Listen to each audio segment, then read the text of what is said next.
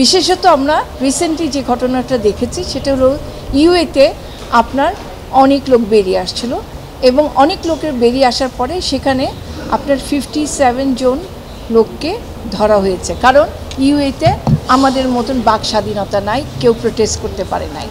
এই আজকে যে দিনটা নিয়ে এসছে এই সুন্দরভাবে কথা বলবার জন্য বাক স্বাধীনতা দিয়েছে, সেই সব ছাত্র ভাইদেরকে আমি স্বাগত জানাচ্ছি এবং সেই সব ভাই বোনরা যারা নিজেদের জীবন দিয়েছে এই সিচুয়েশনটাকে চেঞ্জ করবার জন্য তাদের আত্মা মাগফিরাত কামনা করছি।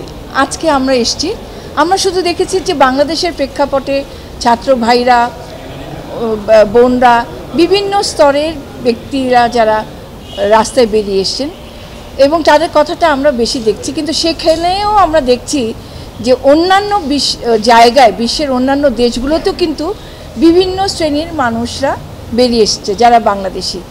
বিশেষত আমরা রিসেন্টলি যে ঘটনাটা দেখেছি সেটা হলো ইউএতে আপনার অনেক লোক বেরিয়ে আসছিল এবং অনেক লোকের বেরিয়ে আসার পরে সেখানে আপনার 57 জন লোককে ধরা হয়েছে। কারণ ইউএতে আমাদের মতন বাক স্বাধীনতা নাই, কেউ প্রোটেস্ট করতে পারে নাই এবং সেই কারণে তাদেরকে 10 থেকে 11 বছর কনভিকশন যাবজ্জীবন কারাদণ্ড দেওয়া হয়েছে, কনভিকশন দেওয়া হয়েছে।